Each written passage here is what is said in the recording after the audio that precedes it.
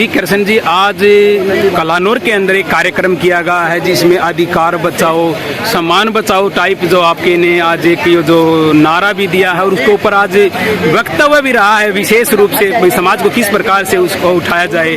तो आज के कार्यक्रम के बारे में बताएं। हमारा जो आज पहले तो मैं आपको और आपके चैनल को जय भीम जय भारत।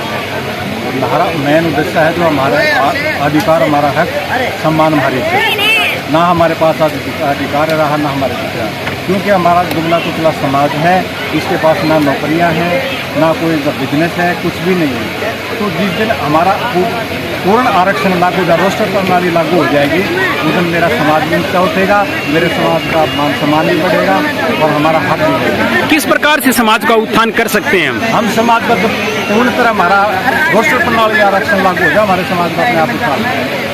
जैसे आप एक जो आज एक भीड़ जो इकट्ठा करी है, आज एक गांव-गांव जाकर सम्मान टाइप में जो आज एक आपका दिखाया है भीड़ ने कि भाई हम कृष्ण जी ने जो हमारे बीच में पहुंचे हैं, तो वो भी पहुंचे हैं आज कार्यक्रम में। और इनका बात करी जाए कि साहब काशीराम का ही दिन क्यों चुना, आज का दिन ही क्यों चुना आपने इकट्ठा करने का? हमारे समाज के लिए काशीराम जी ना हमारा, हम अपने बुजुर्गों का कनागत तो काट देंगे, क्या हम अपने महान योद्धाओं का कनागत नहीं काट सकते? क्या समाज इसलिए कटा गया हम अपने इन मान योद्धाओं का भी कनागत काट सकते? तो क्या राजनीति में भी आएंगे आप? मुझे कोई राजनीति से कोई लेना देना नहीं है। मुझे मैं सिर्फ ये चाहिए मेरा समाज की तरक्की कैसे हो सकती है, मुझे अपना समाज को ऊपर उठाना है। हमारा समाज लोगों ने घेर रखा है, राजनेताओं ने घेर रखा है, उस जुगल से पार निकालने का मेरा काम है, इस समाज को ऊपर उठाने का मेरा काम है। समाज को ऊपर उठाने के लिए जैसे कोई मतलब एक राजनीतिक प्लेटफार्म की बात होती है या फिर कोई और नया नुक्ता लागू करेंगे आप? कोई नया नुक्ता, जितनी ये समाज एक हो जाएगा तो अपने आप ऊपर उठ जाए, राजनीति भी इसी समाज में आ जाएगी। ये समाज जब राजनीति समाज में आ जाएगा, समाज का उठाना अपने आप। साहब काशीराम का दिन चुनने का ऐसा राय ये तो नहीं कि आप बसपा की तरफ झुक रहे हैं? मुझे किसी पार्टी से कोई लेना देना नहीं है, मुझे अपना समाज देखना। मैं कोई राजनीति करने नहीं आया, मैं सिर्फ अपने समाज का उत्थान करने के लिए आया हूँ। जो बाबा साहब ने मुझे दिया उसमें से कुछ न कुछ अपने समाज कर सकूँ, ताकि मैं अपने समाज की तरक्की और उन्नति के लिए। Thank you. तो जब भी करेंगे सारे आओगे ना, अब की बार तो एक क्या लेके आओगे, एक आदमी 10-10 लेके आओगा और सारी बातें ये बताओगे।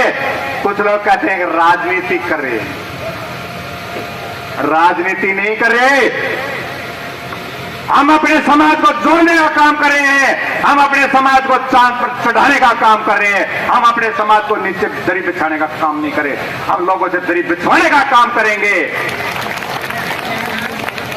मान्यवर काशीराम ने, अगर आज काशीराम ना होते, मेरे पैसे खत्म हो गए, या तो मुझे पढ़ाई छोड़ करके आनी पड़ेगी या मेरे लिए पैसे का प्रबंध कर। तब ये खत देख करके माता रमाबाई ने बहुत चिंता में गई कि मैंने ऊपरे बेच करके बच्चों को भूखा रख करके, अपना पेट को भूखा रख करके ये चंद रुपए जोड़े हैं।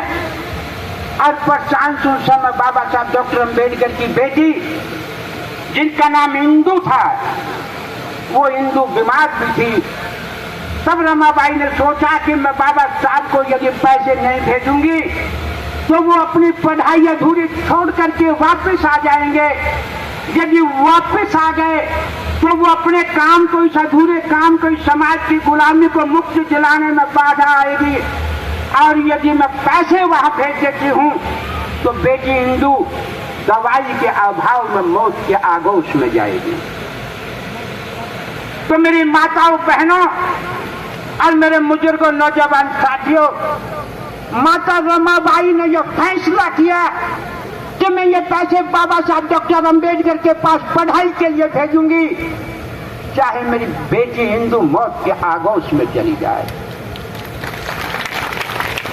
तो वो बेटी दवाई के अभाव में गुजर गई, दुनिया छोड़ गई। कुछ समय के बाद बाबा साहब डॉक्टर अम्बेडकर जब पढ़ाई करके वापस आए तो घर के अंदर आए तो बेटी हिंदू दिखाई नहीं दी। बेटी हिंदू दिखाई नहीं दी तो बाबा साहब डॉक्टर अम्बेडकर ने कहा कि रमाबाई, हिंदू कहा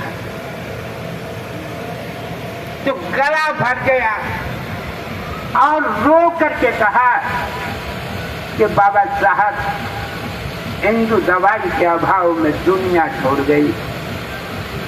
यदि मैं आपको बेटी के देहांत की सूचना देती तो आपके दिल और दिमाग को पीड़ा होती। यदि आपके दिल और दिमाग को पीड़ा होती तो आप अपनी पढ़ाई का मकसद पूरा नहीं कर सकते थे। यदि आप अपनी पढ़ाई का पूरा मकसद नहीं कर पाए तो मेरे लाचार गुलाम समाज को कभी आजादी नहीं मिलेगी। इसलिए बेटी